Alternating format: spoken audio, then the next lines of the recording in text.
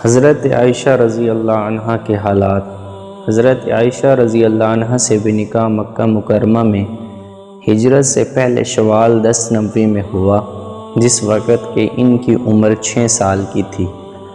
حضور صلی اللہ علیہ وسلم کی بیویوں میں صرف یہی ایک ایسی ہیں جن سے کنوارے پن میں نکاح ہوا، اور باقی سب سے نکاح بیوگی کی حالت میں ہوا۔ نبوت سے 4 سال بعد یہ پیدا ہوئیں، اور ہجرت کے بعد جبکہ ان کی عمر کو 9واں برس تھا رخصتی ہوئی، اور 18 سال کی عمر میں حضور صلی اللہ علیہ وسلم کا وصال ہوا، اور 66 سال کی عمر میں 17 رمضان 57 ہجری کو منگل کی شب میں ان کا وصال ہوا۔ خود ہی وصیت فرمائی تھی کہ مجھے عام قبرستان میں جہاں اور بیویاں دفن کی گئی ہوں دفن کیا جائے، حضور صلی اللہ علیہ وسلم کے قریب حجرہ شریف میں نہ دفن کیا جائے، چنانچہ بقیع میں دفن کی گئی۔ عرب میں یہ مشہور تھا کہ شوال کے مہینہ میں نکاح نامبارک ہوتا ہے۔ حضرت عائشہ رضی اللہ عنہ فرماتی ہے کہ میرا نکاح بھی شوال میں ہوا، رخصتی بھی شوال میں ہوئی۔ حضور صلی اللہ علیہ وسلم کی بیویوں میں کون سی مجھ سے زیادہ نصیبہ ور اور حضور صلی اللہ علیہ وسلم کی محبوبہ تھی؟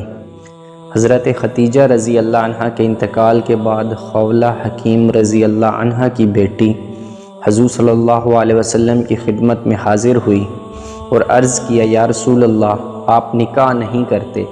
حضور صلی اللہ علیہ وسلم نے فرمایا، کس سے؟ عرض کیا، کنواری بھی ہے، بیوہ بھی ہے، جو منظور ہو۔ حضور صلی اللہ علیہ وسلم نے دریافت فرمایا تو عرض کیا کہ کنواری تو آپ کے سب سے زیادہ دوست ابو بکر رضی اللہ عنہ کی بھی عائشہ ہے، اور بیوہ سودا بنت زمعہ۔ حضور صلی اللہ علیہ وسلم نے ارشاد فرمایا کہ اچھا تذکرہ کر کے دیکھ لو۔ وہ وہاں سے حضرت ابو بکر رضی اللہ عنہ کے گھر آئی، اور حضرت عائشہ رضی اللہ عنہ کی والدہ ام رومان رضی اللہ عنہ سے عرض کیا کہ میں ایک بڑی خیر و برکت لے کر آئی ہوں۔ دریافت کرنے پر کہا کہ حضور صلی اللہ علیہ وسلم نے مجھے عائشہ رضی اللہ عنہ سے منگنی کرنے کے لیے بھیجا ہے۔ ام رومان رضی اللہ عنہ نے کہا کہ وہ تو ان کی بھتیجی ہیں، ان سے کیسے نکاح ہو سکتا ہے؟ اچھا، ابو بکر کو آنے دو۔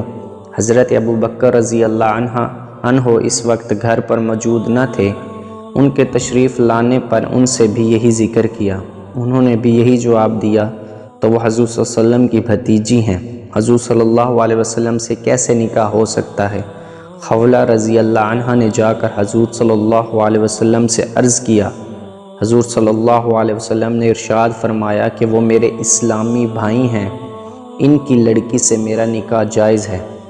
خولہ رضی اللہ عنہ واپس ہوئی اور حضرت ابو بکر رضی اللہ عنہ کو جواب سنایا۔ وہاں کیا دیر تھی، کہا بلا لاؤ۔ حضور صلی اللہ علیہ وسلم تشریف لے گئے اور نکاح ہو گیا۔